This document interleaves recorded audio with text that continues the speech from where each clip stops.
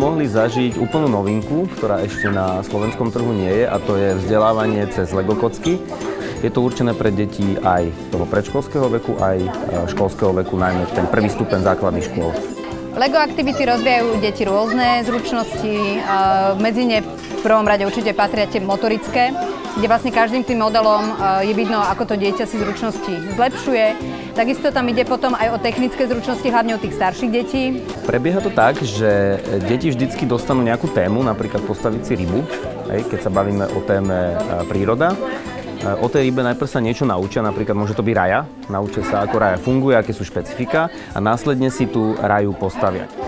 Metodika je licencovaná, pochádza z Spojených štátov, kde v podstate prišli na to, že deti sa malo vzdelať v tom technickom smere a je postavená ako ucelený koncept vzdelávania, to znamená, dá sa integrovať aj do základných, aj do materských škôl s tým, že lektori sú špeciálne školení na prácu jednak s tými modelmi a jednak s deťmi.